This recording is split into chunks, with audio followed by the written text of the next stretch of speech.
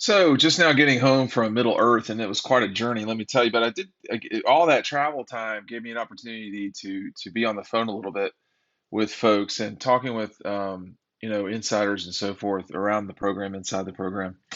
You know, I've watched the first quarter of the game, and there's a couple things. Number one, almost everybody I talked to a person talked about Georgia's moving forward, their attitude as it relates to on the offensive line specifically, and that they really did get out physical last night by Missouri, and that's how you can lose games. It's not how they were going to lose this game.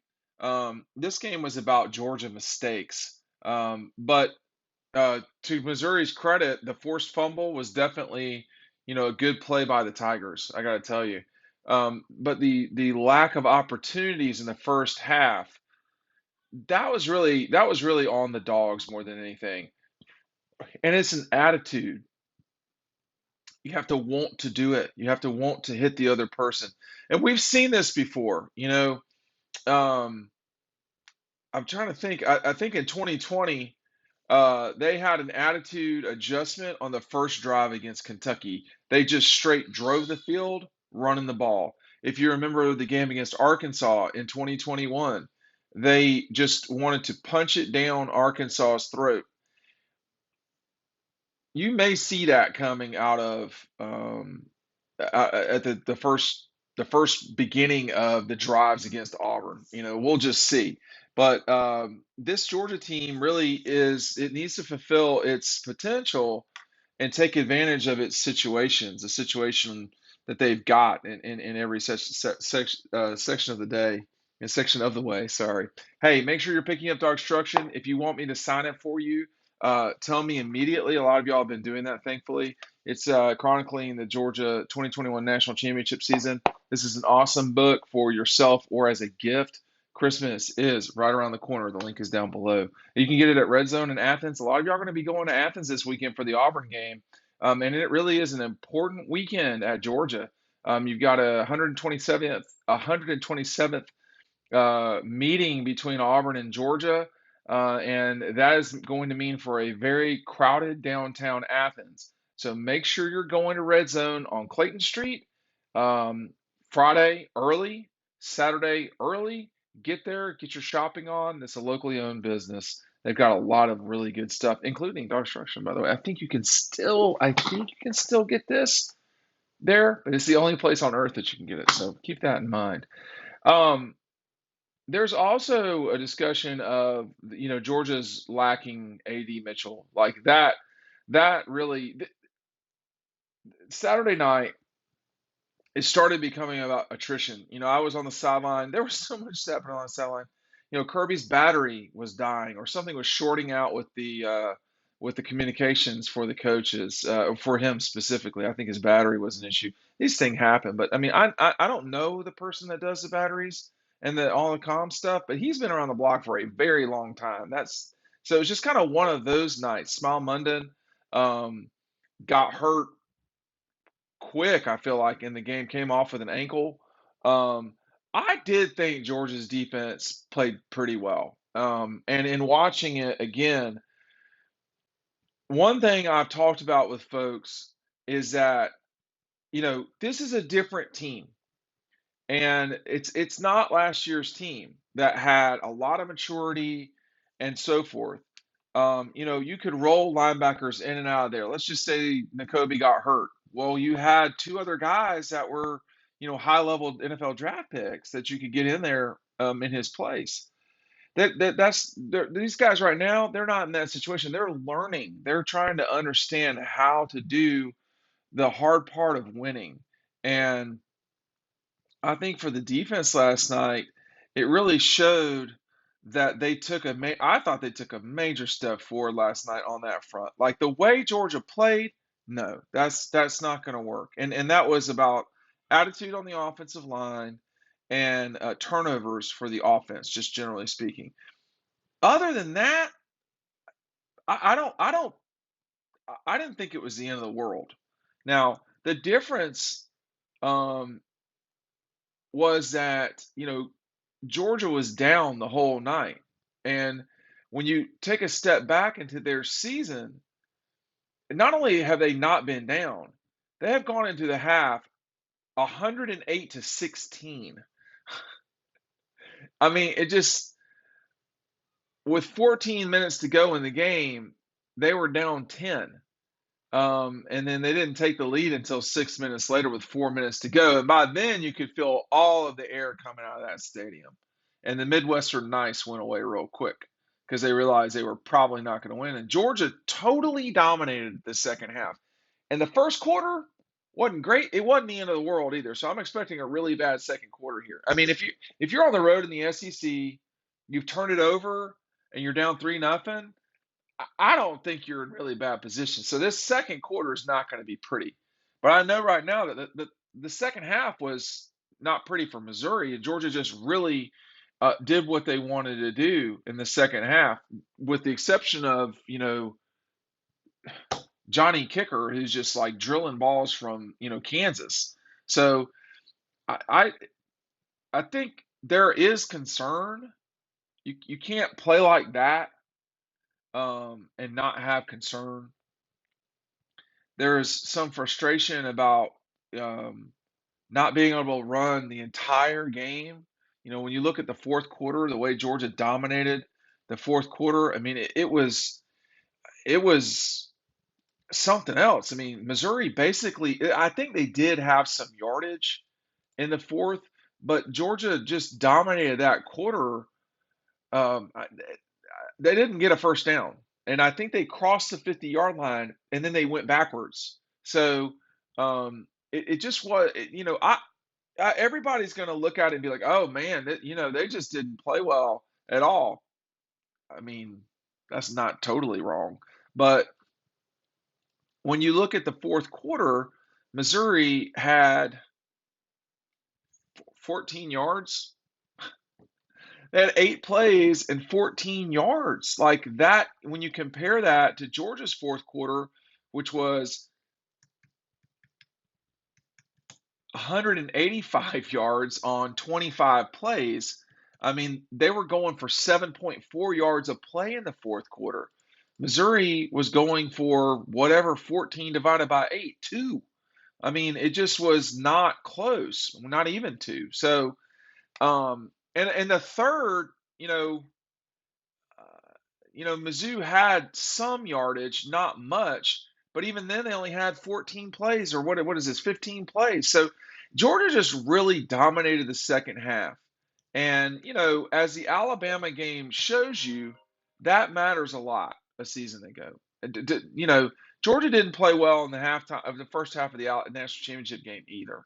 And, they went from giving up about 5.5 yards a play to just totally shutting Missouri down. In the third quarter, Georgia only had 2 drives, okay? And they were both field goals. One was a 16-play drive, and they wound up with a field goal. And then, but they dominated possession in the second half.